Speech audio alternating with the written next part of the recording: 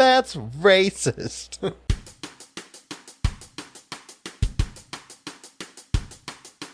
Jono's like, I'm horny. Webby's like, I'm hungry. Two great flavors.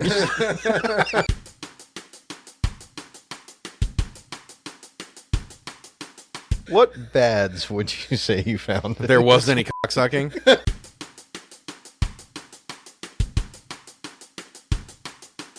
Do you guys have kegels?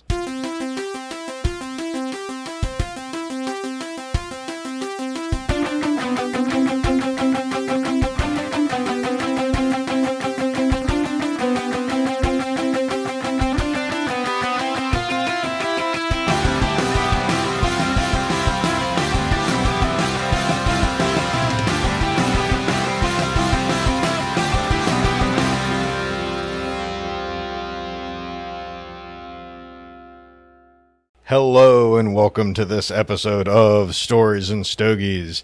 My name's Jono. I'm the host. And sitting to my right is... Webby. Oh, okay. So yeah, I switched up on you guys this week and Web got it. And sitting to Web's right It's Paul. is Paul. I was thinking I might cut that. Did that on purpose. What movie was that? Oh, gosh. I don't know. Oh, God, I can't remember the movie. It was kind of a comical one. I still think everyone needs to watch superhero movie. We're still talking about that from the last episode. It is great. It's healthy cough blood. It's healthy blood. Shooter? No, we're absolutely going to do some of those, though. I think we're going to just, even if we do like a series on spoofs, but... that would be fun. But yeah. Because we talked about it. Obviously, the goal of this is to do... is to review any movie. And we've had some recommendations of some movies to do that are... They're funny movies, but some of them are just not meant to be serious. You know, they're meant to just kind of be just off-the-wall, goofball kind of comedies. Yep. And you really can't review that. Because, I mean, you could talk whether or not the jokes land or not, maybe. But it's hard to really give, like, a good and bad because they're really not meant to be... like great movies. Nobody made Ace Ventura with the thought of like, this is gonna win movie of the year. You didn't know it's a metaphor for Jesus Christ? Okay. Oh, if you switch the letters in Ace Ventura. but doing it's like, Baccarat, bat, but yeah, cat. Okay, yeah, we got you. But doing a spoof could be fun because there's an intentionality within there to mock different, all the different movies of a genre. And so it could be fun to talk about whether or not those were accurate or good plays or where they maybe missed the mark or even just see, Jonathan, whether or not we can even pick up on all of the elements. Because sometimes like you go back and rewatch it, you're like, oh, I see what they did there. And you didn't realize it the first time. So it's kind of fun to see where they mix some stuff into there. Do you think there's a difference between Scary Movie and The Naked Gun? Because they're both, one's a comedy and one's a spoof. Okay. Well, I think so because, I mean, The Naked Gun was, it's more, Naked Gun's I would call more of like a parody than like a spoof, if that makes sense. Because like the parody is where you're taking like a specific movie or story and you're just kind of joking about that. But like something like Scary Movie, they're taking...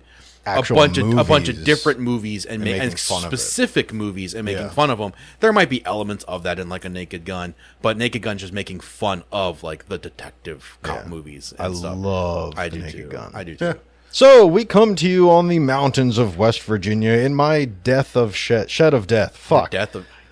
We got to stop letting you do these openings. You suck. There's a drill press right above Webb's head and chainsaws to the right and a giant industrial belt sander behind Paul. That's right. John was just about open wires near me. Only a few. I mean, there's no active sparking. There's only like asbestos dangling from the ceiling. Yeah, I gotta replace that asbestos with more asbestos.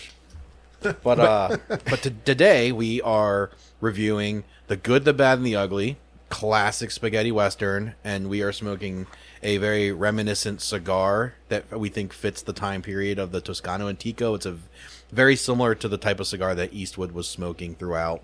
It's kind of a fun cigar so far. It almost looks like not smoke? That's the question. True. I mean, he probably fucking... I don't think there was one scene that he was not smoking a cigar. Yeah. I mean, there was even a point in the movie, which we'll get there, but like where Tuca was like tracking him down, and cigar, and would like go to a campfire and he would find the burnt cigar and he'd be like, yes, see. Yes. And he would smell it. So the good, the bad, and the ugly. It's a long movie. So if you haven't watched it or want to watch it, it is a 3-hour movie. This is the third in a series of movies. So it's if you want to really get like the full experience, you watch there's Fistful of Dollars and a few dollars more. Are they connected? Sort of. It's like who are the British guys that did oh my god, the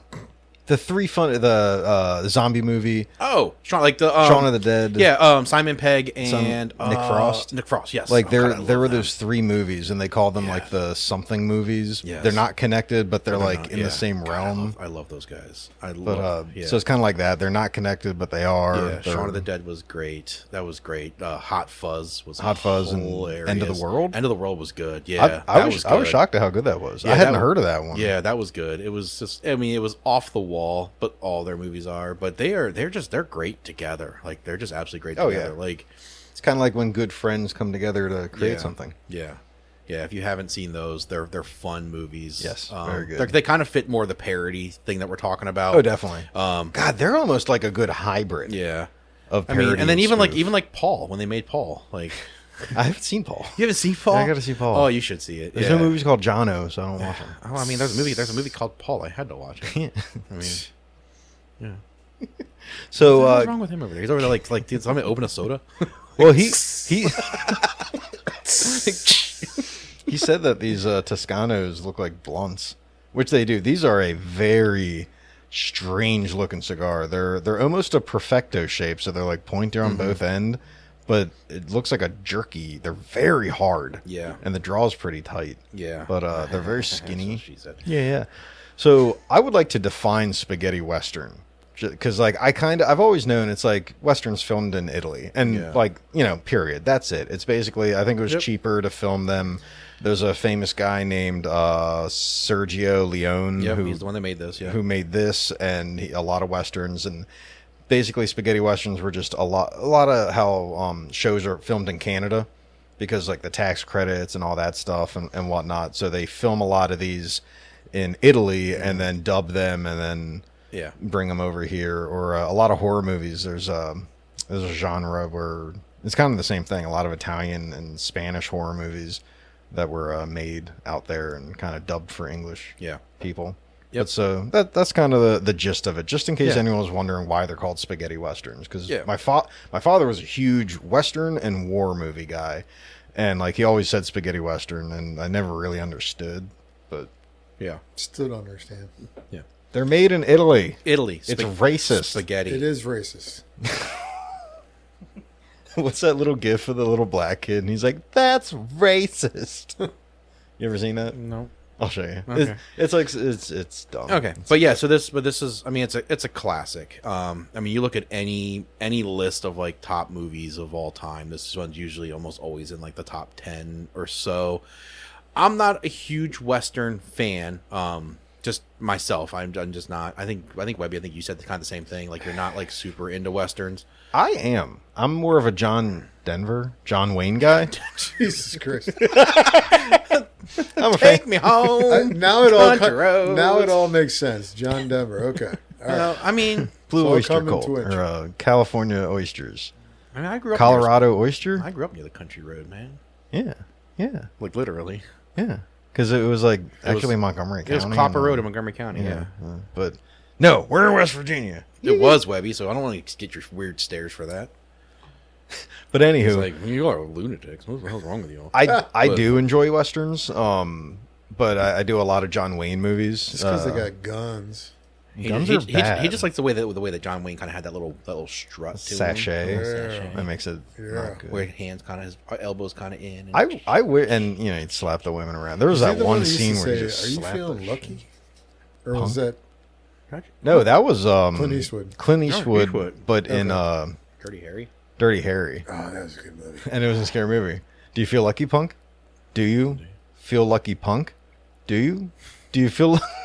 God, that's a good. Okay. Anyway, so The Good, the Bad, and the Ugly. It's if you like westerns, I mean, if you just like classics, it's a great one. It was made in 1966. The director is Sergio Leone, who was really like the godfather of spaghetti westerns. He did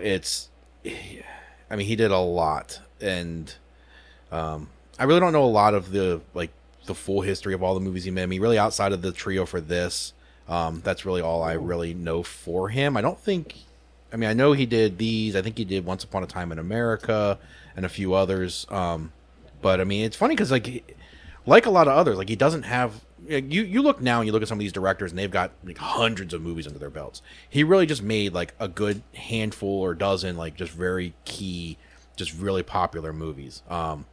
Like he made these ones and really, Once Upon a Time in the West and then like Once Upon a Time in America. Like outside of that, like that's really what he did. But he was the godfather of it. It was produced by Alberto Grimaldi, who very similarly, was just very big with the spaghetti westerns, but then randomly pops up with Gangs of New York in 2002. Like he didn't do anything for like 20 years, and then like randomly is a producer on Gangs of New York, movie. Which is just kind of funny. But I mean, this had, it's a great cast. If it's The Good, the Bad, the Ugly, really equates to the main three characters. So Clint Eastwood is the good. His character is also called Blondie. And then you've got the bad, which is, I think that was, oh god, I'm gonna mix. I always get the two mixed up. So Lee Van Cleef. Yes, yeah. The bad was Lee Van Cleef's character, also known as Angel Eyes, and then you had the ugly, which was Eli Wallach, who's just a classic in westerns. And it's essentially it's set during the Civil War, which blows my mind. I gotta jump in. I mean, maybe that's what am I, millennial or just ignorance? But yes, both. The Wild West happened during the Civil War. Yeah. I mean, you just see it as like these two totally separate timelines, but it's like they were the same time. Yeah, well, I think it's just because when you look at how they're portrayed, when you look at anything Civil War related, like even kind of Webby was kind of like surprised, like it's out west. Like it's strange because when you look at the Wild West, you see that very desert, desolate town. Right. Gold rushy kind of stuff, like it's the way it's set. And then when you watch Civil War things, it's always it's Virginia, it's these more established rolling hills, right? But it's the rolling, it's these more established areas though too, because there was more history to them. So you're more like you're not looking at these old wood buildings that were thrown up by a bunch of miners. Like these are brick and really well made mansions and things like that. Like it is easy to almost forget or not realize that these things coincided at the same time, and it's even just a fun view of America, and I think that's where a lot of people in other countries almost kind of laugh at us a little bit because we're so proud of the United States and our history, but our history's so small. Yeah, it's so small to think that the Wild West was happening in the mid 1800s, late 1800s, even to the early 1900s, really. But yet, that was 150 years ago. Like, it wasn't that long ago. Like, there aren't house buildings that are, like, older than, like, 200 years. And you go to Europe, and it's like, this castle was built in 400. Right. Like we went to Wales, and there's 400 castles in this country. You're like, how? This country's the size of Maryland. There's like, what are you talking about? A lot of American Indians right now that are like, we have structures that have been here since 400. No, they haven't, because they all got burned down by white people. Oh. Should I cut that? No, because white people are horrible. Yeah, we're pretty bad. Well, everyone's horrible. Everybody's horrible. It's not just us. It's history. It's history. Yeah. Somebody comes into an area and they take it over, and and they build their own stuff on top of it. And it's that really funny view of American history, and you realize how short our history truly is. You go out to these places, and like when I was looking for a house to buy before I bought my house, like the other house I was really considering and was probably the one I was going to make, and I was built in like the 1920s, which was cool. That's cool. I mean, super cool. You're not going to these places and finding that necessarily. Yeah. Like it's just that difference, and it's so neat. But yeah, it's funny. But it takes place during the Civil War, 1962, I think. this movie took place? Was it 60? Well, it came out in 66. It takes place in 1962. Yeah, sorry. 1862 is when it takes place. It takes place in really, for the most part, New Mexico. Because the Battle of Glorieta Pass is one of the main scenes in the movie. But it's essentially following a couple of guys as they're going for gold. There was gold that was stolen by a Confederate soldier. $200,000. Yeah, $200,000 stolen. Which I like how you don't have to do any from 1860s to 2024. It's about the same amount. No inflation needed. Like people would still fucking murder for $200,000. That's a lot of money. Yeah. It pays off a lot of my bills. But it also doesn't do anything. No. Yeah, it doesn't. But it doesn't. But just for inflation. But yeah, so it follows a group of a couple of different guys who kind of have these transverged storylines, which I kind of liked about the movie. So it's essentially guys looking for gold. There was this Confederate guy stole gold, buried it somewhere, and they're trying to find it. Is essentially the storyline. And it's the Great Race. What was that movie with Mr. Bean? Oh, Rat Race. Space Race. I hope I win. I love that movie. It's the original Rat Race. It really was. That was a good movie. But essentially, Lee Van Cleef's character, Angel Eyes, he's a mercenary, and pretty much he is fully centered on finding this gold. Like that's his entire storyline is him trying to find the guy that stole the gold so he can get to the gold. And he's the bad. He's the bad. I mean, so the whole storyline is him trying to get to the gold. It's a fun dynamic between Tuco, which is Eli Wallach's character, who's ugly, and Blondie, which is Eastwood's character. And so the good. So Tuco is he's a criminal, and Eastwood's a bounty hunter. And the fun dynamic of it, though, is where Tuco's worth money. There's a bounty on his head. So what Eastwood's character does, what Blondie does, is he captures him, turns him in for the money, then rescues him so that he can turn him in again and get the reward money. So he just basically keeps capitalizing on the money. 1966? It's fucking hilarious. That's a great idea. It's great, but then it's funny when they hit the point where he's just like, because at first he's worth $2,000, so he turns him in, then he's worth $3,000, rescues him again. He's like, I don't think you're ever going to be worth more than $3,000, so I'm done with you. And it's kind of funny. But in a roundabout way, while the bad guy, while Van Cleef is looking for the gold, Tuco and Blondie stumble upon the guy that had stolen the gold, and they both get different parts of the information that leads them there. Tuco gets the graveyard where the money is buried, while Blondie gets the actual grave that it's buried in. So now they get kind of sucked into this hunt for the gold as well. And so that's how they kind of all converge on each other, because it's all guys looking for gold. But I like that. I like that they both kind of, it's two different sets of people looking for this gold. Because they're all looking for it, it's immediate conflict. They need each other, but they hate each other. Right. Like that's brilliant story. Right. Yeah, it's great. And so there's that whole dynamic. So and that's essentially what the movie is them all trying to find this gold, while at the same time they're in an active military conflict. Essentially, you've got the North and the South actively fighting at the same time. And so it makes it kind of interesting because they had actual amputees in this movie. It was which is funny because when I called you earlier and you're like, that man's got no legs, because I was watching it. Like, it's shocking because again, no CGI. It's 1966. Like it just, like, there are a lot of parts in the movie where they had actual amputees, and no, he just had his legs under him like Eddie Murphy's character, really tucked. Like Eddie, what was it? What was the Bowfinger? No, the Eddie movie, Dan Aykroyd, Ghostbusters. Trading Places. Yeah, Trading Places. In the beginning of Trading Places, where he's like on his, like, pretending like he's like a Vietnam vet, and the cops come up to him and they lift him up, and his legs come. Oh yeah, I've seen that. It's a good flick. It's a good movie, but Yeah, but yeah, so I mean, I but thought that's, that was cool. But that's the general synopsis. You've got these three guys whose storylines converge on each other as they hunt for this gold.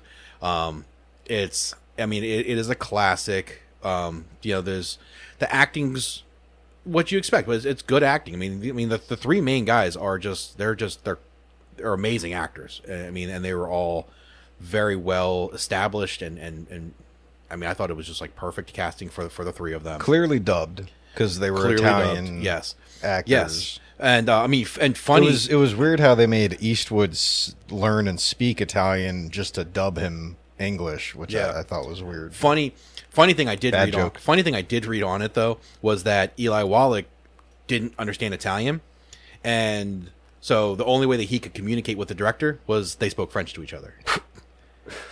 Which is funny. We don't know this, so we're going to discuss this. But I just want to hit this though. One thing I really liked about this movie, I liked the opening credits. It seemed far more advanced for what I was expecting. It was a really cartoony, but it was just really well cut together. Yeah, it was cool. The soundtrack. I don't know if you've ever really noticed the soundtrack, but Metallica, when they're on break or before they come out on concert, before they come out on to do their show, they got the same music playing in the background. That's cool. I thought that was awesome. That is cool. Because as soon as I heard that, I was thinking Metallica all the way. But we're like way before Metallica, so I'm just wondering if Metallica took that music soundtrack and dubbed it into their... Wow. I got to imagine. You know what I'm saying? So, fun fact, Webb used to be the sound guy for the Goo Goo Dolls. Here we go. And obviously being he was a part until of he that. convinced him to make Iris, and then it all went downhill. But before that, he met a lot of famous musicians like Metallica and John Denver. Thank you. You guys are ridiculous. You really are. Wasn't it like Blue Oyster Cult? Wasn't there something about Rocky Mountain oysters? Didn't John Denver have a song about oysters? Not about... Or clams? Rocky Mountain High? Fuck it, keep going. You doing all right there? This is a weird cigar, man. It is a weird one. It tastes like it's laced with something. What is weed legal in PA? What I like about this though is that this feels like a cigar you could just chill like this. Oh yeah, like it's hard, it's really well packed. Like this is why each would probably just walk around. Yeah, they're easy. It's a bit of a hard draw. You can tell why he's always squinting and angry looking. Like he had strong jaws. It's the desert. You're worried about the sand getting in your eyes. Nah, it's true. But like, do you guys have like a tough draw? It is a little tough, yeah. But I mean, you can feel it. It is freaking packed. Yeah. It is tight in there. Yeah, very well round. Like well rounded. Like it's tight. I like it. Toit. But yeah, so it's kind of a cool movie because obviously it opens very quickly, showing that we'll just call me, but it's showing that the bad is going after the gold. That's his full intention. I actually found it really funny when how it opens up and he confronts the first guy that he got paid. What was it? That was $500, I think, or $1,000 to go, or $500 basically to go get information from the one guy, and he doesn't get information. Once he gets what he gets, he kills the guy. Like that's what he does. He gets paid. He executes his contract. And he kills the son too. Which was sad. What were they eating? It was like I don't know. Mango soup. I thought that was kind of cool. He just like walks in, just sits down, and just starts eating. What did they eat back then anay? Like potatoes. There wasn't a whole lot of choice. Potatoes and unplucked chicken. Unplugged, yeah. I was like, you savage. But I thought it was funny how the guy tries to bribe him to say, "Well, I'll give you $1,000 if you just go back and kill the guy that hired you to kill me." And ironically, he does. It does. I love that how he kills. It was a twofer. How he's like you're gonna laugh about this, but he paid me $1,000 to kill you. That's funny. He's like, well, I execute my contract, so. Yeah, exactly. I mean, because he got what he needed out of him. I thought that was probably the best part of the movie. That was funny. I really did. Well, my favorite part was the bathtub scene, though. I love that. I love the bathtub scene. But yeah, I mean, so the general storyline. So it opens with that, and then it obviously opens with the Ugly and Blondie basically going through their scheme. And there's a couple minutes of them, of the first time that he captures him, turns him in for the money, and then rescues him, and then they do it again. And then at that point, Eastwood basically says, "I'm done with you," and pretty much just like sends him off into the desert. Like they basically drags him out like 70 miles from the closest town and is like, "All right, I'm out of here." He bolts. The guy makes it back to town with a revenge scheme of, "I'm going to get back at Blondie because he deserted me." And then I think that's kind of funny. And but then he does the exact same thing to Blondie. But what I thought there was a very interesting thing with that because I referenced the bathtub scene. So in the bathtub scene, it's kind of funny because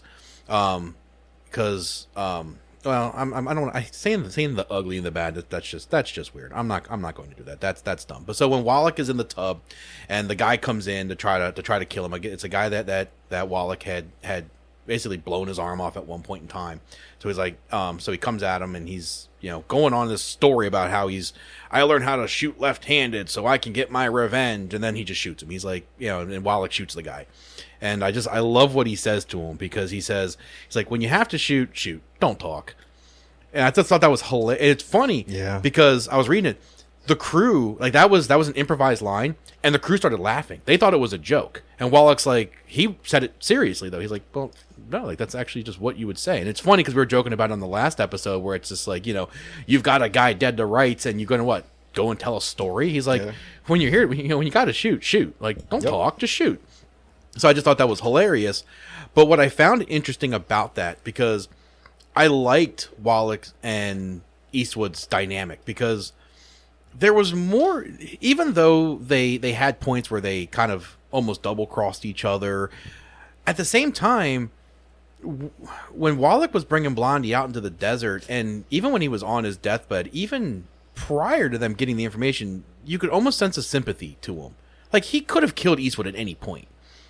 And even at a point where Eastwood's suffering, he didn't seem to be doing it in like a maniacal way. It wasn't like, I'm going to make you suffer and die.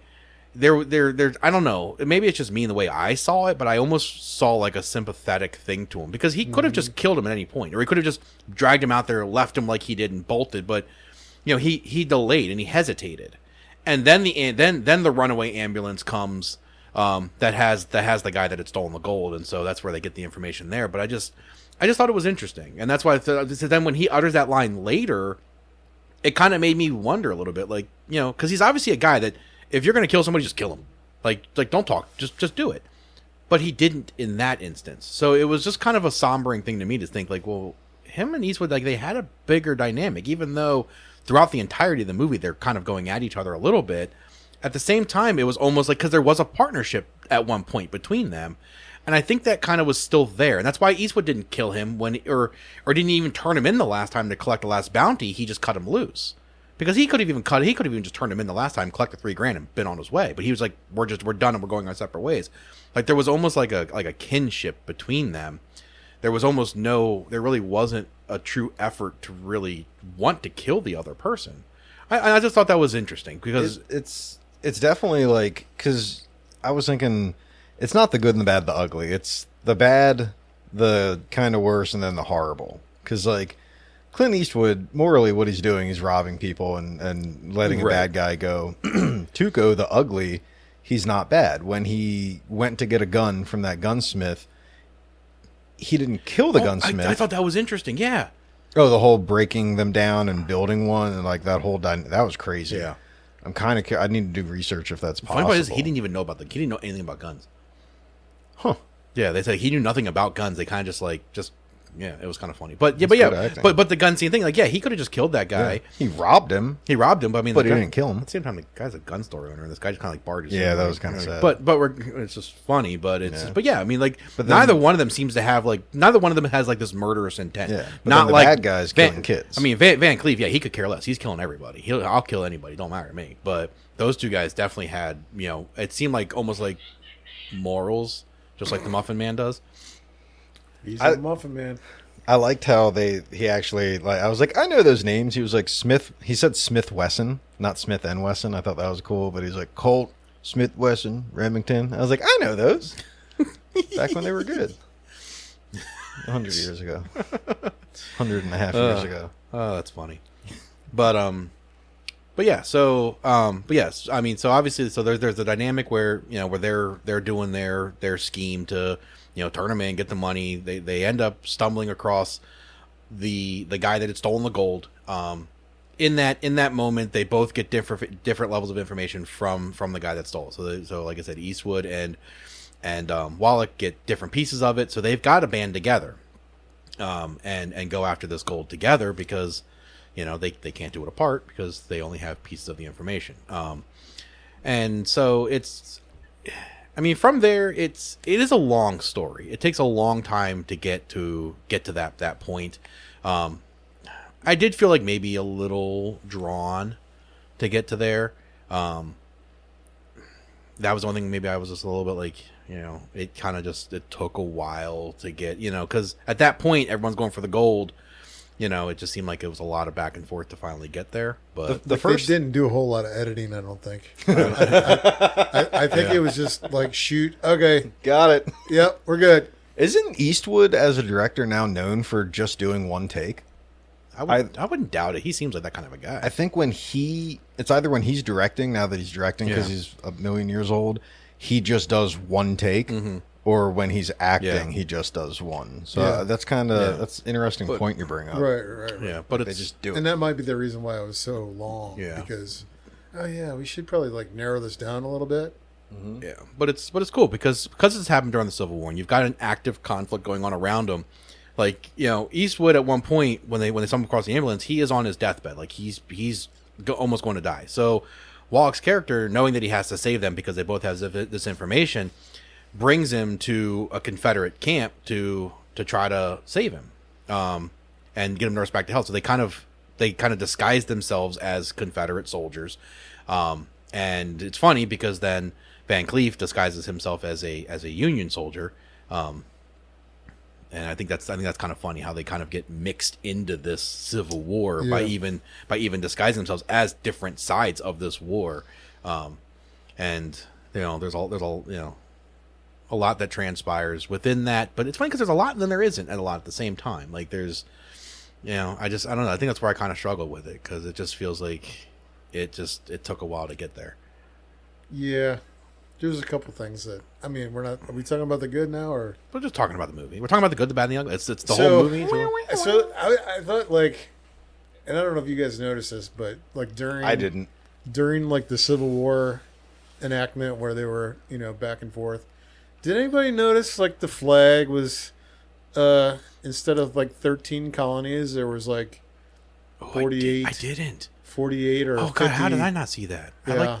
Oh, good catch. Yeah. Well, it was stars on it. It was in more than one of the scenes. Catch. I'm like, wait a minute. Why is that flag why does it have a circle, you know what I mean? In the flag as opposed to the 13 stars as opposed to like it was a full on. Even that douchebag from Monuments Men got the flag right. Right. Yeah. Fucking Clooney. What's his right. George Clooney. George Clooney. Couldn't think of his name. Gosh. I'm Batman. That's a good call.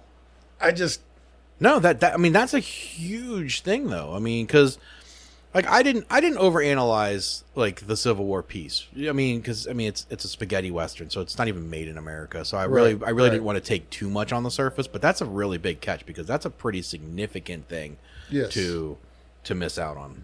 Because I think even in 1966 when they made the film, I don't think we were at 50 states yet. I think we were still at 48. I can't remember the year that Hawaii and Alaska got introduced. I think we were still in. Either way, we were beyond the circle. Correct. Well beyond the circle. Think about this though. What are the colors on the Italian flag? Let's see. Green, white, and black. And red. But like, it was an Italian movie. Maybe the Italian guy's like, "This is the American flag, right?" Maybe they it's like screw accuracy, right? Because I could tell you don't care about green, red, and white, but I couldn't tell you which one comes which way. It's because you have like 6 countries. That was like red on top, green on bottom, then green on top, red on bottom. Then you turn the flag, red on the left, green on the right, red on the right. Throw a dragon on there, right? It's like it's one of those ones where it's like everybody's just like, how are we going to pick our flag? How about just take that flag and spin it, and then wherever it lands, we're going to go with that one. But I'm tired. I'm tired. French. I don't know. I'm tired. But no, I'm thinking maybe they're like, this is probably it. I wonder if they just did it. Like sometimes movies, they will actually put stuff in there as like on purpose. Either that or it was 66. Like, how many times did that one guy slap that lady? It was like 7. Like they're like, fuck it. Well, back then, that's the way it was women were treated. She didn't make a good sandwich. Sometimes you just have to put her in her place. Well, at that time, women didn't have rights. No Connery today. No more Connery. Shit. Because you couldn't get off of it last time. They were only good for one thing. Pushy. Cooking. Pushy galore. Jono's like, I'm horny. Webby's like, I'm hungry. Two great flavors. I mean, you can mix the two. Yeah. You gotta love it. Francis found strawberry whipped cream, and so that was Not carnivore. no. We friendly. just do whippets. It's got like less than a carb. So you just do a little. You go a little down there, and you have some fun. You have some fun with it.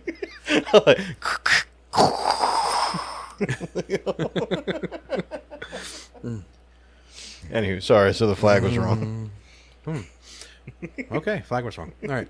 I mean, Sorry, didn't I mean that. No, that's like a I good said, catch. no, but I did like the acting. I thought they all did a fantastic job. I mean, they played the roles really well. Classic Clint Eastwood. Classic Clint Eastwood, just classic. Classic MacGruber. But Wallach was great though, because he was supposed to be kind of a little bit more comically, which I thought was kind of fun, and I think he did it well though, because he was a smart guy and he was actually very gifted. Like, especially towards the end, like he was actually shooting more people than Eastwood was. Like, he was very on point with it. Like, he was drunk at the gun store shooting the targets and shit. He's a very, he was a bad guy, but he was kind of a goofy kind of bad guy, but he was, I think he played a very good character. And then Van Cleef just played he that. looked bad. Yeah, he played, it was perfect. I mean, it was like to the T. whole British accent, if you're smart or evil Right. in a movie, like he looked bad. He looked like a bad guy. It's weird because like Tuco, it's like you remember Blazing Saddles with Baco or whatever his name was. Mm-hmm. It's almost Wait, like Baco or Baco. Are you talking about Mongo? Mongo. Mongo. It's like they come up with these crazy names for these crazy characters. Like Mongo is crazy.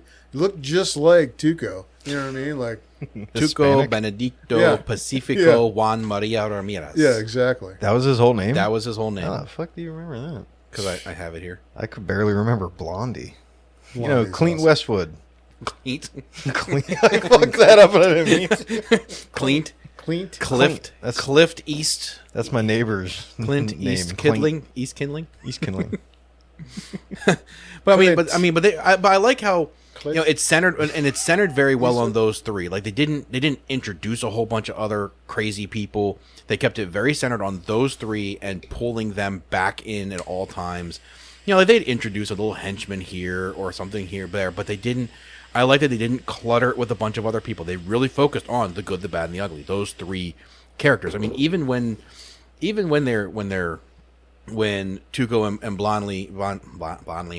Blondie are captured and they're in the prison camp, and that's when when Van Cleef is the Union soldier and he's trying to get the information out of Tuco and stuff, like they could have started pulling in other stuff, but they really just kept it centered to Van Cleef trying to get that information out of him, and then getting what he needed out of Tuco, and then taking Eastwood to go try to find the gold themselves, and then Tuco escaping and coming after them. And it was good. I like that it stayed centered on those three characters at all times. So last week we talked about Batman, and we really loved how simple the story was. Mm-hmm. Would you guys say this was another just I I have to do this and I have to do that and this has to time and For a 3-hour movie, I think it was about as simple as you can Well, get. I think it. I think it was. I mean, the goal of what they were going for, like they did, the Civil War stuff kind of mixed in Like a a little filler, bit. like a It was filler. a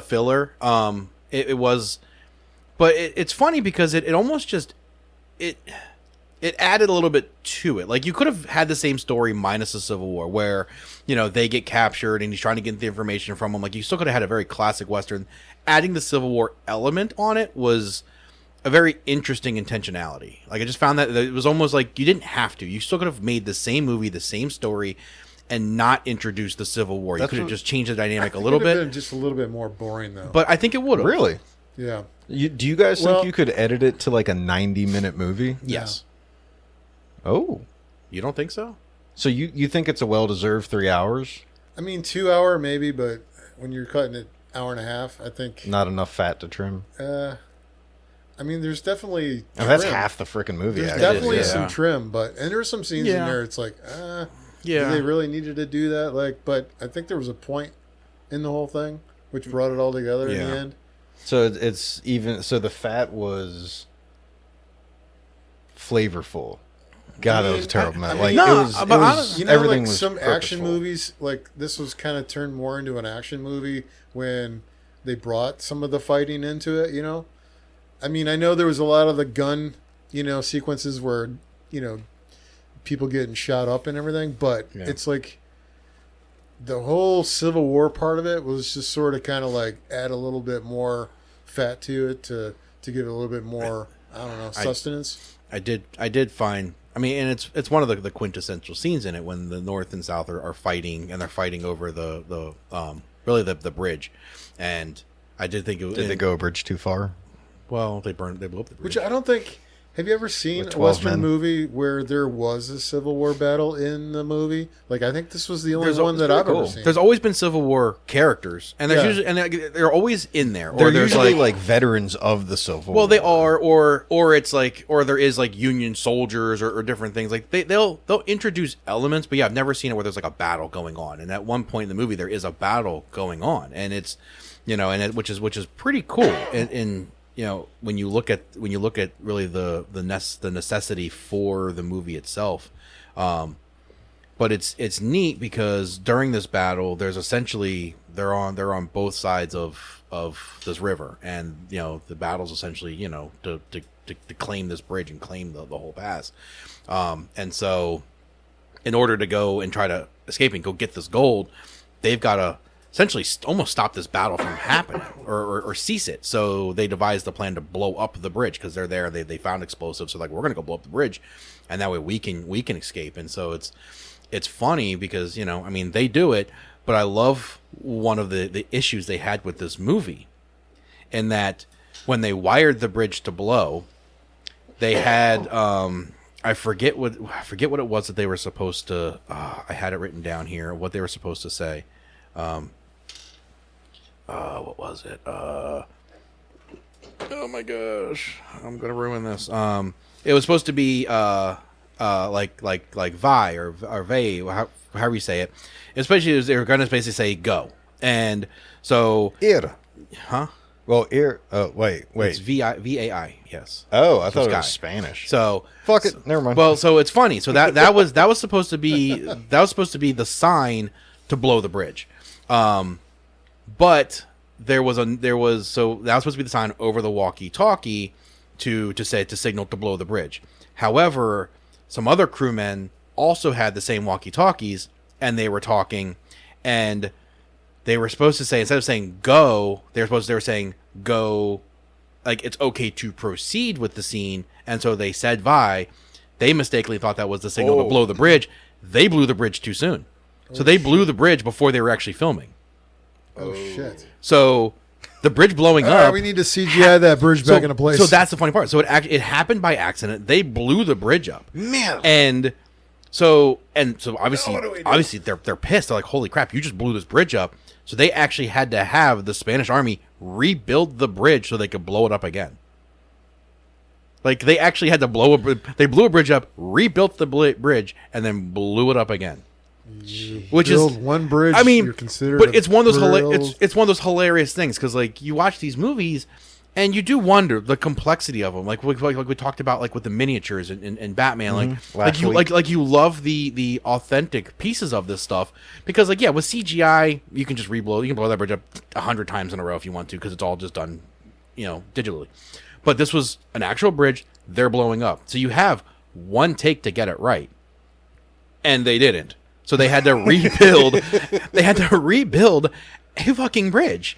Like that's not just cool. Bringing car number 2 that we're gonna total. Right. We're gonna jump over something. This is rebuild a bridge. Like this isn't just okay, guys. Go put that back together. Like this is not an easy process to just. So it's like it's pretty intensive. So you have to think like with a movie like this, and in 1966, like they're like crap. All right, guys, go build the bridge again. And so they did it. And it was funny because, like, because they even, like, in the stuff, they're basically like, we'll do it again, but you have to fire the crewman that uttered the word too soon. So, like, okay, cool. We'll fire our guy. Can you please rebuild the bridge? Well, if you build one bridge, they don't consider you a bridge builder. But if you suck one cock, you're a cocksucker for life. Edit that out. Don't edit that out. Please let me keep that. Edit that. it out. Edit it out. No, you're going to keep that. Can I bleep cock? Yes. Yes.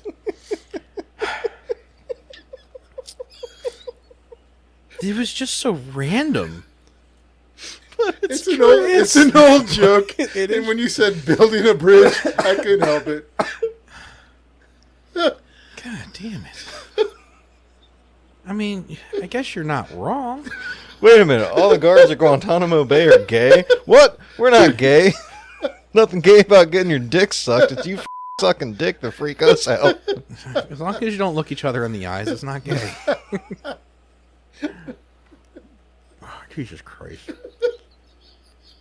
All right, well, that's the review of the movie. Good point. So If you build Good point, Paul. If you have to build it twice so you can be a bridge builder, but if you suck cock once, you're a cocksucker. Okay, we got it. That's the For moral of the story. So,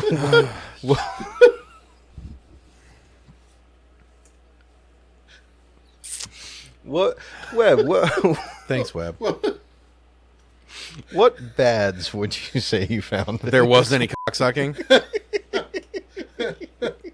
There was only they only built the bridge once, so they're technically not bridge builders. Correct. Now, if they would have had done it twice, a different story. I felt I had zero interest for the first, 2 hours. The first 2 hours that you only watched. I felt an actual emotional connection, like joy of watching the movie.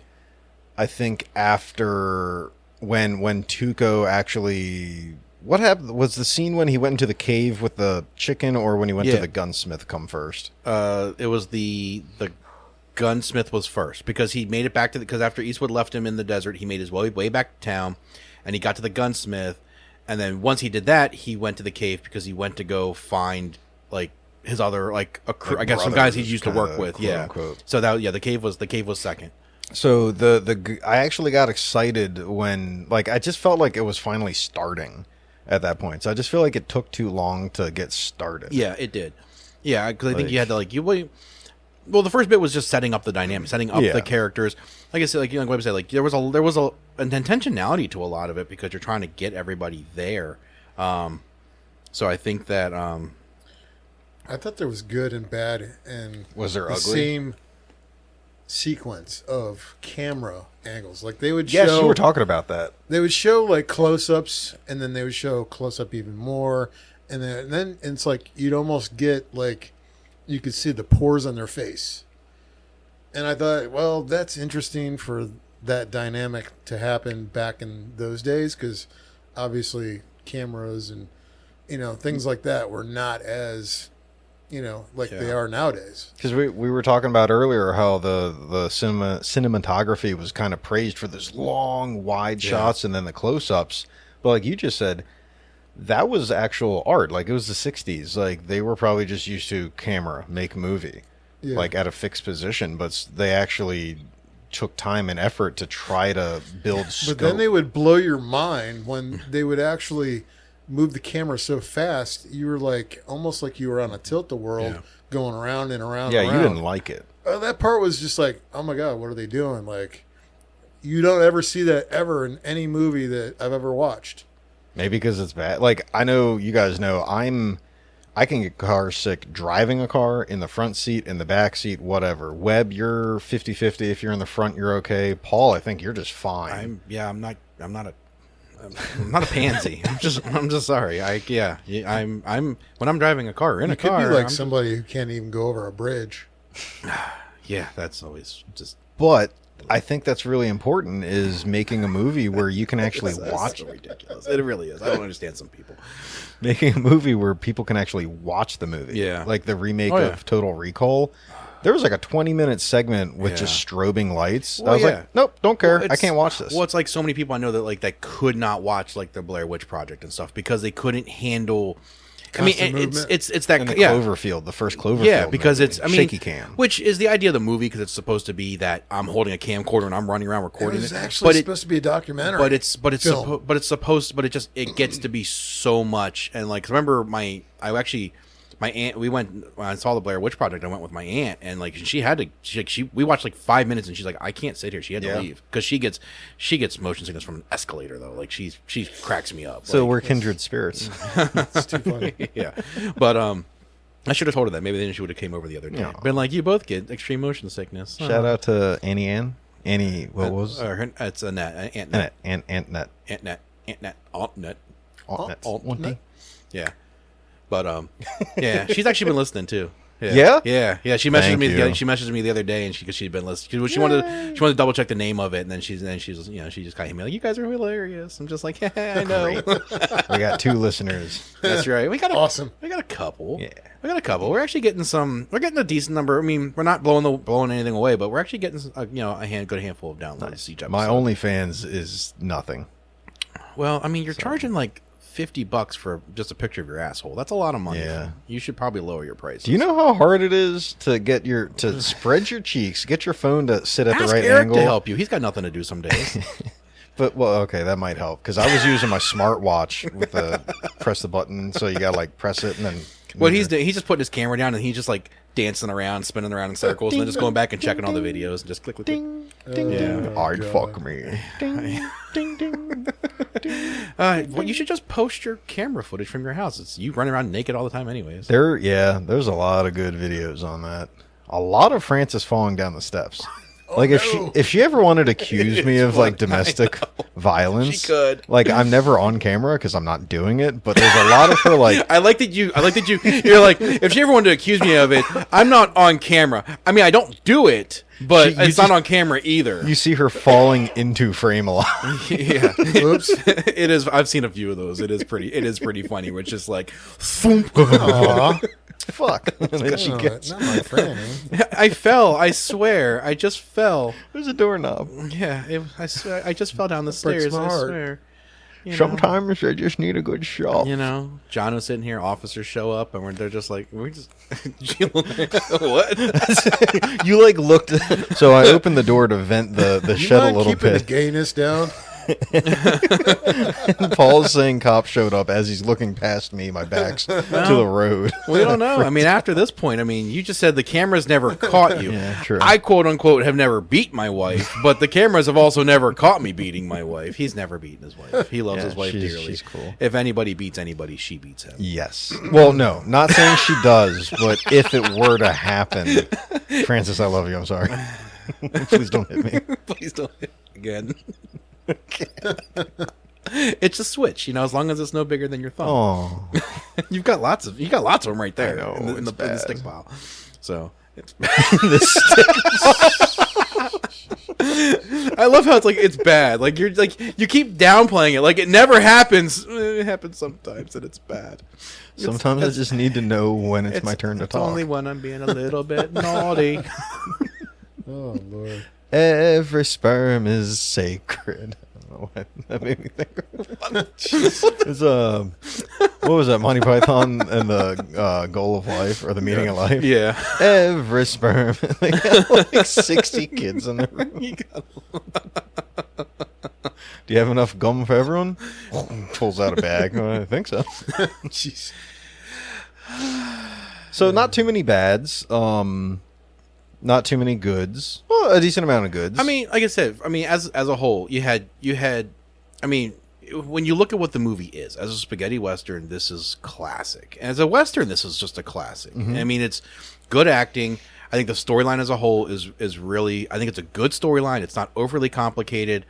I do think you could have trimmed a little bit of it just because it does drag. But like, I think you do make a good point, though, Webb. If you cut too much, you would have missed some things, or you would have missed some development. And so I did think it was very well done in that regards.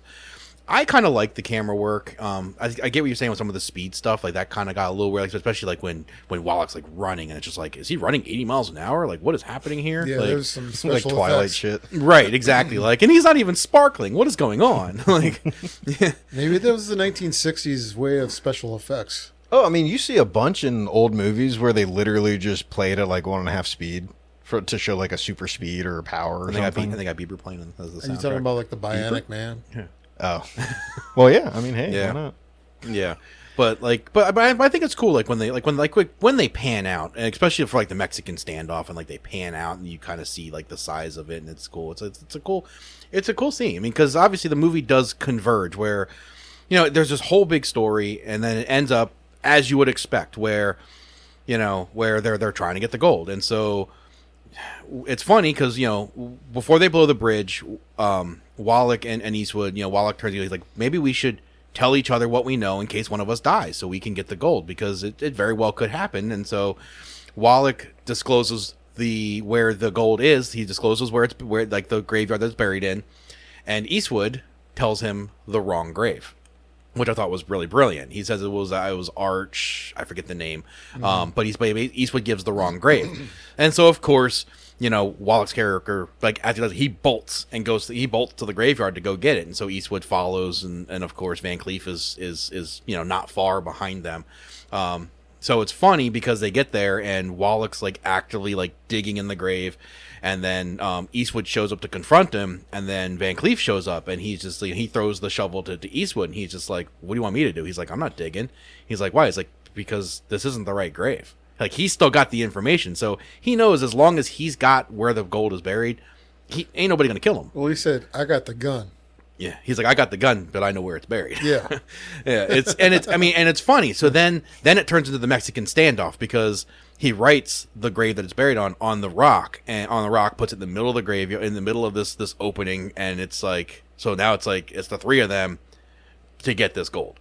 And so it's a cool moment, but then it's funny because then Wallach shoots and kills Van Cleef, so you get him, and then it's back to that initial duo of Wallach and Eastwood. Wait a minute, Wallach? I thought Blondie killed. Was it Blondie? I think Blondie killed. Was it Blondie? I thought Wallach did. No, Who shot first? it was Blondie. Oh, was it Blondie? Oh Yeah. shit!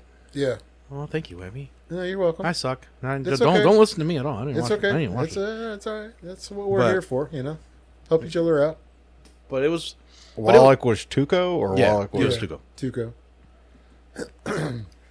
As Tuco's about to be hanged, Blondie said, "Oh, fuck, You're like, I tried to Google it. Real Jesus quick. Christ! Like, could you be further from it? Jesus. Yeah. Something we didn't talk about on the Batman, and I'd like it if it takes 5 seconds. Okay, time's up. I had seen Batman. Paul had seen Batman. Had you seen Batman, Webb? Yeah, years ago. I So- mean, up until recently. Yeah, None of us had seen Good and Bad, the Yeah. Ugly. first time. Yeah. First time. But Webby did correct me. I don't know how he made. So Blondie does got kill an eye him for detail. because actually Tuco's gun isn't even loaded. I forgot about that part. Yeah. So Blondie he actually didn't give him a load of gun. Yeah, he didn't even give him a load of guns. So that's the funny part. So Blondie, they do this Mexican standoff. The gun that Tuco has isn't even loaded. So essentially, he was a dead man standing. So, Yeah. but Blondie kills Angel Eyes, and then basically uses Tuco to dig up the gold. Two things. One, I did the thingy. $200,000 is about $7.5 million for adjusted for inflation, which is what they were going. Tuco. So this is nitpicking. Tuco was this master gun guy. Like, he did what he did in the gun store scene. He couldn't tell that the gun wasn't loaded. Yeah, by how the do weight. you not know the gun's not loaded? That was a loud duck in the Yeah, it background. was. But like, I mean, again, nitpicking. But like that. As a gunfighter in general, in there, you think you would like. If you think about it, none of them. Everybody had their gun, like Holstered. Holstered. Yeah, so, true. Like they wouldn't know. I feel like if I had guns and if I had, well, I guess if you have a Glock with 15 rounds, but the mag's out, I mean, that's really obvious. But revolvers are heavy. They're heavy. They're shooting what, 45 Colt probably. Sure, I don't Like know. those are big rounds. Like it's just a nitpick. If you're gonna display something as like a master shooter, It's not enough to be in one of the goofs. So yeah. Just thought I'd point that's that just out. your goof. Yeah, but I think what you. It's my good. But I think what you have to put. But I think it is a funny. Like I said, the ending of it is cool though, because like you have that Mexican standoff, and they kill Van Cleef's character, they kill Angel Eyes, They dig up the gold. And then, of course, because Blondie's the one with the gun, you know, he basically orders. It's kind of the same scenes that they've had from when he rescued Tuco before. You know, Tuco's there. He's got the noose around his neck. Well, even the two actually stood off, and he pointed the gun at Blondie. Yeah, and of course he shot, and there was nothing in there. So he's like, ha ha. Did Blondie know it wasn't loaded? Yeah. Well, Blondie knew it wasn't loaded. So, correct. If I had seen the movie, I'd know that. But what I like about it though is that, But what I like about it though is that it's the same thing where, you know, he's got Tuco, you know, with the noose around his neck, but then Blondie does what he did before, and he shoots the rope of the noose, basically drops Tuco, and then he just rides away. It's that same thing where, even in all of that, throughout everything, there was never an intention, especially from Blondie, to ever kill Tuco. Like, even at the end of it, he could have left him there hanging. He could have done anything. Took all the gold. Could have all the gold.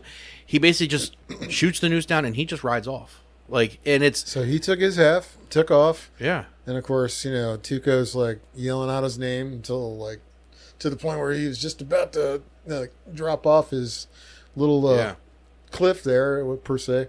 And I mean, for him to make that shot at that distance, though, I mean, that's a hell of a shot. He's Clint Eastwood, man. I know, but that's a hell of a shot. Clint Eastwood, man. Not with a scope. That was with a regular. Eastwood. Yeah. It's Eastwood. But think about Eastwood. it. It's Eastwood. Think about it. It had to be at least 300 yards, maybe 4.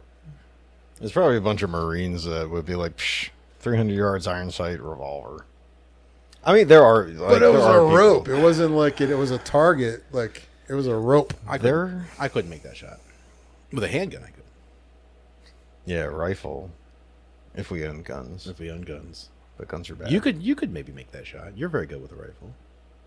If I ever shot rifles. We've shot for with fun. a scope. Yes, at for range. Fun, at a and then immediately destroyed. We didn't own them. We rifles. just borrowed them at the gun range. And then protested to ban them. Well, we were there for, we were there to learn about our enemy. about them, and yes. we wanted to learn proper handling in case we ever came in contact with one in real life, so we could dismantle it. Yes, and but make the world better. But I don't know. Gunfight would be fun to be in, though. I feel it would have been fun to live back then because things were so simple. An armed society is a polite society. Everybody had a sidearm. We do gotta go shooting another time. Yeah, we do. That was fun. Yeah, that was fun. Yeah, we gotta take Webby out. Yeah. Mm-hmm. Ooh, I gotta see how good of a shot Webby is. I'm curious. Yeah, I am curious. He's gonna surprise us. He's gonna do a Jack Nicholson Joker and like shoot everywhere. It's like the difference. It's a difference between us. Like long range, you've got me beat, but close range, I've got you beat, dude. So it's cool. Like we go 50 feet away, probably or more, around there. And there was like a can of soup up on a hill, and like I'm missing it, and Paul just goes, "Doo," and it like goes up, and then as it's like up, he hits it again, and then it lands and it starts rolling, and he hits it again, like. And then that was a Glock. that was 43. That was with our 43X. Yeah. Oh shit. That we rented. Yeah, and then dismantled. Yeah, that was kind of fun. But at the same time, well, I mean, my rifle really wasn't properly zeroed in, but true. But we were. I was getting close, but you were hitting the targets when we were probably about 200 out. I think we were around there. I'm bad with yardage, but I think we were around there. I think we were around 200 out, and I mean, you were hitting the targets. But that's still nothing. Like, God, it's nothing. Oh, it's absolutely. Yeah, that's small jokes. Potatoes. But that was. where we were. That's all there was anyway. Yeah, so you only wanted to go now. I know. I hate that, but yeah, but that was fun, man. We haven't done it since then. I mean, thankfully it's gone because guns are bad. So, how many cigars would you guys give this movie?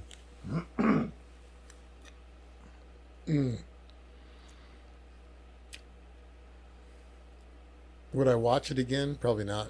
So again, 0 cigars is never watch it. 1 is if it's on and you got nothing to do. I mean, I think you should watch it. No, that's cool. I wasn't talking. That's fine. Cut me off. I think you should just watch it once. So, with that being said, we'll give it like 2. Yeah. Yeah. So if it's available, it's worth a watch to put it 3 hours under your of belt. time to kill. Yeah. Cool. I can respect that. I was gonna say that. But it's definitely, it's kind of one of those classics. Like, not gonna lie, I saw everyone's heard of The Godfather. I watched them Not gonna watch them again, but I'm glad I watched them at least once. It's one of those you gotta watch it. I once. think that's where this movie lands for me. Yeah. Like that's where I would give it definitely like a 2 to 2.5 because I think Yeah. for what it is, like one, like yes, if you've never seen it, you should watch it because it's a classic and it really is.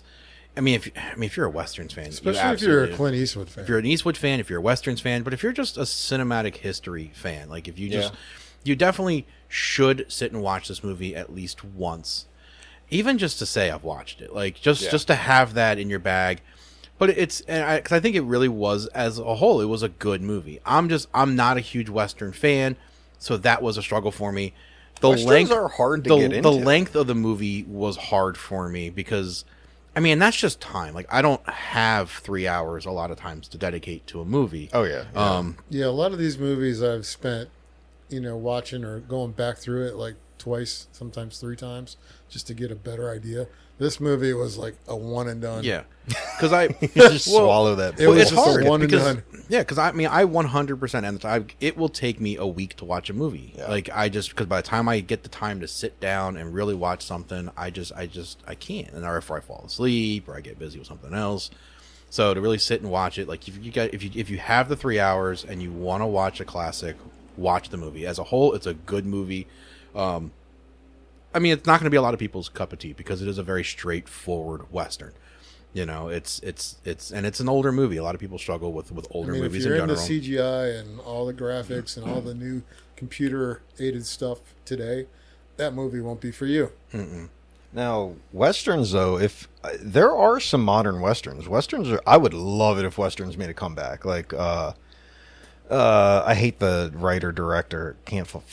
Can't stand him, but he did The Hateful Eight. Tarantino. Can't stand him. That was a fine movie, but Webb, you love The Ridiculous Six. We all love that. Oh, The Ridiculous Six was awesome. And then the Fantastic Seven. Me butter. It had Chris Pratt in it. Mm-hmm. And then 3:10 to Yuma with Christian Bale. That was a remake too. Yeah. Yes. Yeah. But there's definitely even like the original was pretty good. Yeah. There's definitely There's newer Westerns out. Yeah. I mean, if like I said, if you like the genre, that's kind of the cool part about it because the genre dates back so far. I mean, really for as long as they've been making movies, Westerns has been a very, very popular thing. And I think through the 80s and the 90s, they kind of slowed and you didn't have as many good stories. You had like 8,000 different... Like sci-fi. Well, you had like a whole bunch of different like Wyatt Earp ones like that came out. But might be stand corrected on the whole Western and Civil War thing because wasn't Dancing with Wolves kind of based on that was like out west because of the Indians and stuff? Mm-hmm. Yeah, in the Civil War. Yeah, I think that was yeah. And actually, the Hatfield and McCoy movie with the Yellowstone guy, or it was like a miniseries.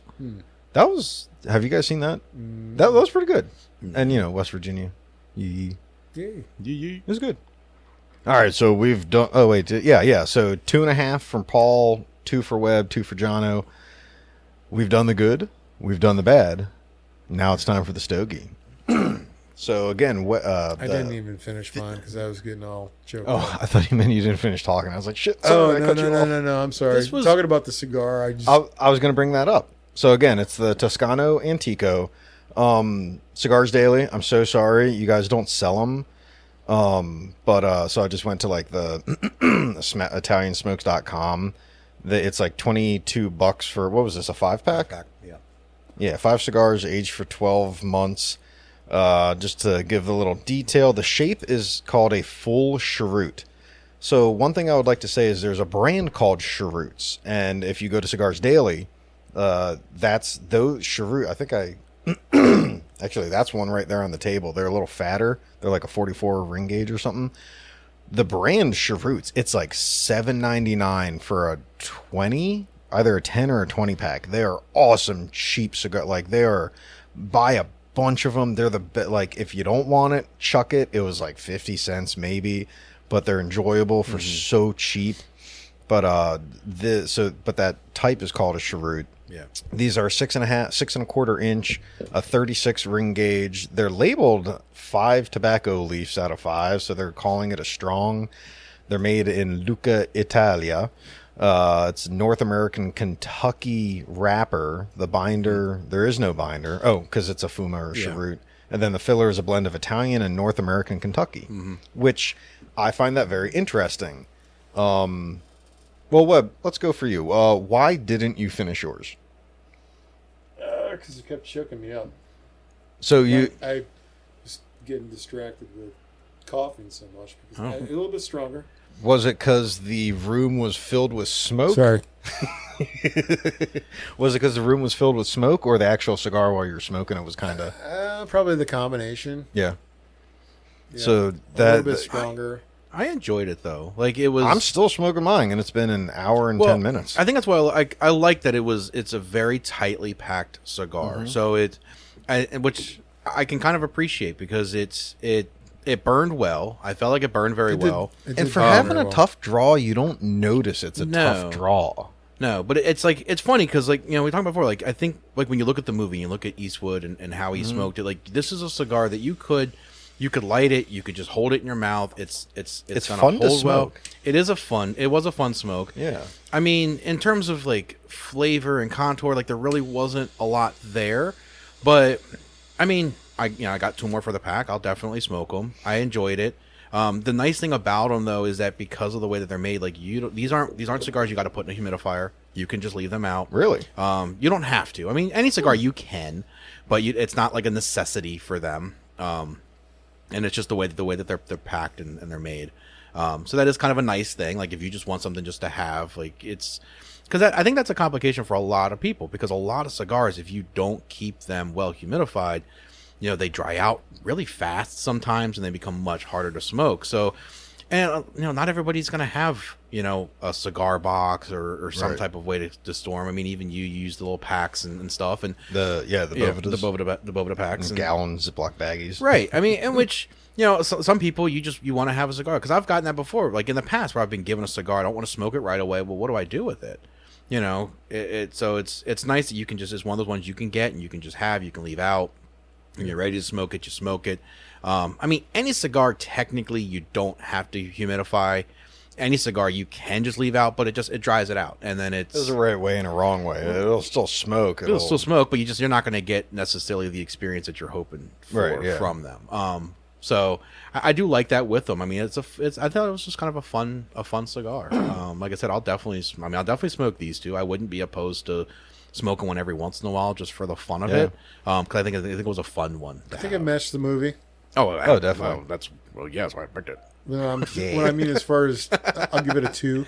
Okay. It kind of got you into we don't rate our cigars. We should probably rate the cigars. Good point, Webb. Well, I mean, we kind of do. I mean, like the last one we talked about, in the last episode, we talked about how we basically would probably never really smoke it. I mean, Webby liked it more, but me and you kind of said like we really want to go for that background again. Yeah. So.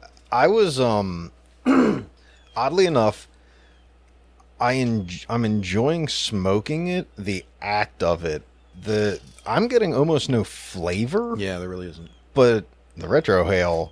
The retrohale is actually nice. Like I get those like almost. This is going to be pretentious, like an umami spicy. What? And so for those that don't know, we've explained it before. I think a retrohale is where you breathe it out through your nose. So you kind of get that flavor to kind of go through, really like all of your pores, and it can be. Then you blow out brown shit. If you're not comfortable with it, it can be a little hard the first couple times you do very it. Easy to choke. Because anyone that is smoked, period. Like when you go to breathe out through your nose, it's almost that first time sometimes like my eyes will almost water a little bit with it sometimes if I don't do it very often. I've told someone that it's kind of like if you're ever in a pool and you go upside down and water goes up your nose, it kind of feels like that, but not as bad. Like it kind of burns just a little like bit. that weird like wasabi. Yeah, but you get a little bit of a different and I think you kind of get a different appreciation for the smell of it because you get it really in your nose. Really. So it's just a different way. So it's a fun way to really analyze a cigar. And it definitely, it's very dark and you feel like you're holding a piece of jerky the whole time. Yeah. And in my mind this whole time I've had meat on the brain. However, like I've kind of been it's almost like if you're drinking water and you smell a flower, it might taste like flower flavored water, or if you're, you know what I'm saying? Is Like, this the episode that you finally come out of the closet? We've already well established that you like meat in your mouth. yes, And you carnivore. like the taste of meat in your mouth. But it just, I'm always thinking about like a beef jerky stick. And as I'm smoking it, I'm thinking about a jerky stick, and it gets me almost like how That's what he does. He just pictures jerky sticks. It's Like- jerky. It's jerky. Speaking of It's which, jerky. there's one over there if you Yeah, want this it. one- Thanks. It's just beef jerky. It's just beef jerky. I still have to show you guys that video of me using that giant I don't- straw. Oh. It was weird. Frank has it on her phone. I don't Web- know if I want to watch this video. Webb said it was a good cigar to smoke for the movie, in the sense of like it kind of puts you in the mood for the movie. Like, Well, it's what Clint actually smoked was Yeah. or throughout if the you whole watch, movie. if you watch a gangster movie, having a big old like a 66 ring gauge, yeah, like this put me in the mood of like meaty, dark, peppery flavors, and like it kind of helped my, like those Baccarats it's a cigar. Yeah. But this actually gave me a mindset, and it was kind of fun to smoke. But it's tough. I don't know. I like seeing that it's North American Kentucky wrapper. Yeah. And stuff, because that brings me back to the Kentucky Fire Cured that Webb and I have smoked by Southern Tobacco, Southern Draw. Can't remember the name, but that's a fire cured, and it doesn't say fire cured anywhere, but I was getting like a backyard barbecue kind of sense from it. I'm delving way too deeply into this, but like on the back of the box it says No, I get what you're saying, because like an aftertaste. Like I kind of have like it's like a smokiness. it could You kind almost of feel- bring yeah. you like when what was that song? There's a Plain White Tees, or it's the song called like Stressed, where he's like, you know that feeling when a sense can bring you back to a place and time. I wish I Okay. didn't have to rhyme in every song I sang. Hello, my name is Blurry Face. No, that's not Plain White Tees. I That's don't care what you think. Oh Jesus. You know what I'm talking about. I know who you're talking about, but it's not Plain White Tees. It's I know. It just came up. Oh God, what But is? but basically, like No, this what is brings it? me. What is? It kind of, as I smoke it, it kind of brings me to a backyard barbecue.